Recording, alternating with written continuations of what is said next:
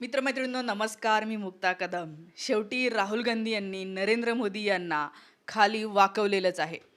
शेवटी नरेंद्र मोदी यांना मान्य करावं लागलं की राहुल गांधी जे बोलत होता ते बरोबर होतं आणि त्यामुळे आता आपल्या सरकारने, मोदी सरकारने कास्ट सेन्सस म्हणजे जाती आधारित जनगणना करण्याचा निर्णय घेतलेला आहे. तो निर्णय घेतल्याच्या नंतर सगळीकडे त्याचं कौतुक होत आहे. परंतु कौतुक होण्यापेक्षा लोक त्यांना जास्त शिव्याच देत आहेत.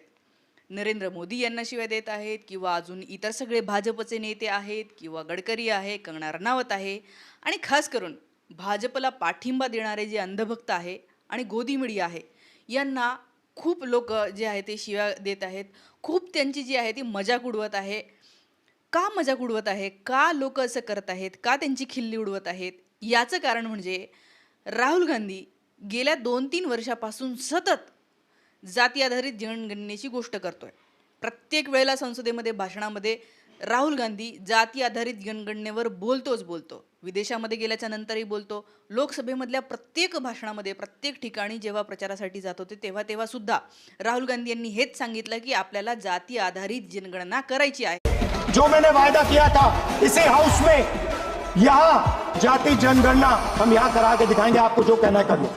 आणि हे जेव्हा राहुल गांधी म्हणत होते त्यावेळेला हे सगळे भाजपचे अंधभक्त आणि भाजपचे सगळे खासदार हे राहुल गांधीवर हसत होते आणि म्हणत होते की हा तर काय बाबा देशाला तोडण्याच्या गोष्टी करतोय, जाती जातीमध्ये भेद करण्याच्या गोष्टी करतोय. नितीन गडकरी म्हणाले होते की जो करेगा जाती की बात उसको मारूंगा लात. आता मोदींचं काय करणार काय माहिती नाही. कंगना रनौत म्हटली होती नाही जाती गणना झालीच नाही पाहिजे. माननीय सभापति जी, जिसकी जात का पता नहीं वो गन्ना की बात करता है. हे बघा मागून हसणारे लोक. हा अनुराग ठाकूर असं म्हटला होता राहुल गांधी यांच्या भाषणावर. म्हणजे राहुल गांधी यांनी आधी पहिल्यांदा कास्ट सेन्सस झालंच पाहिजे, आम्ही इथे ते करवूनच आणणार आहोत, या संसदेमध्ये पासच करणार आहोत असं म्हणत होते. त्यावेळेला हा अनुराग ठाकूर म्हणतो जिसकी जात का पता नहीं वो गणना की बात करता है. आणि त्या अनुराग ठाकूरच्या या बोलण्यावर भाजपचे सगळे मूर्ख खासदार हे टाळ्या वाजवत होते.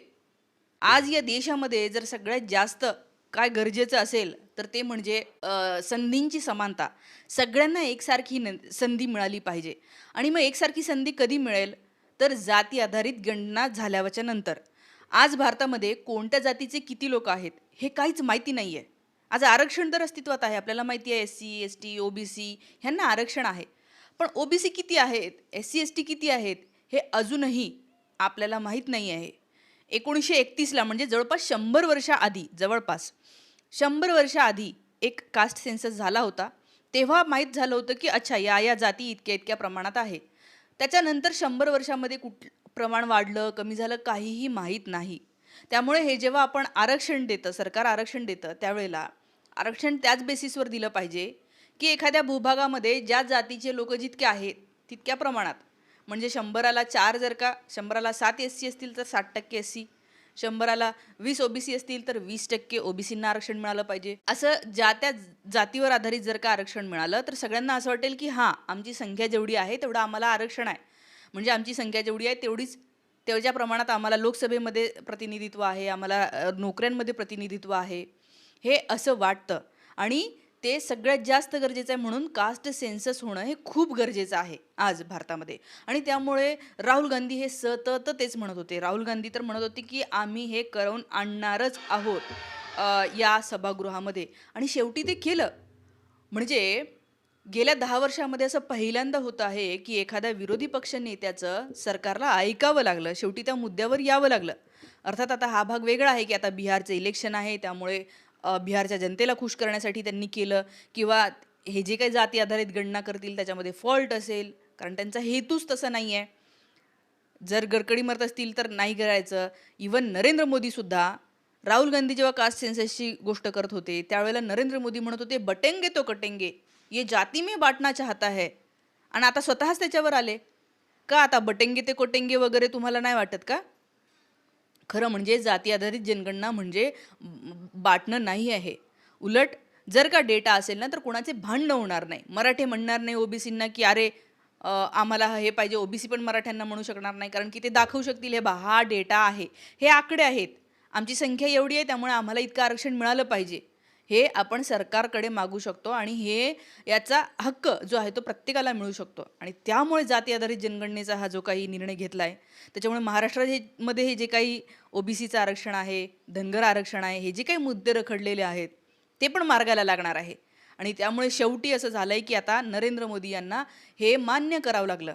आणि जे सगळे अंधभक्त मागच्या वेळेला जे बोंबलत होते, त्यांनी एकदा विचार करा किंवा बाकीचे तुम्ही जनता पण विचार करा की हे जे अंधभक्त आहेत ना, ते त्यावेळेला राहुल गांधीला शिव्या घालत होते की हा जातीवर भेद करतोय. त्यामुळे तुम्ही लक्षात घ्या की हे जे काही लोक आहेत असं म्हणणारे, यांचा हेतू चांगला नाही आहे. यांचा हेतू फक्त इतकाच आहे की मोदी जे म्हणेल त्याला हो म्हणायचं आणि राहुल गांधी जे म्हणेल त्याला चूक म्हणायचं, एवढं त्यांना माहिती होतं. आज जेव्हा मोदींनी तोच निर्णय घेतला तेव्हा आता हे काय म्हणणार? काहीच म्हणणार नाही आहे. ते गप्प बसतात किंवा आता उलट काय म्हणतोय, काही नाही. तो अश्विनी वैष्णव खोटारडा मंत्री काय म्हटला, काँग्रेसने सतत विरोध केलाय म्हणे जाती गणनेला. काँग्रेसने सतत विरोध केला. अरे सतत उलट भाषणामध्ये राहुल गांधी हे जनगणनेवर, जाती आधारित जनगणनेवरच बोलत होते. तुम्हाला मी ऐकवते, 4 ठिकाणचे भाषणं मी तुम्हाला आत्ता ऐकवते राहुल गांधींची.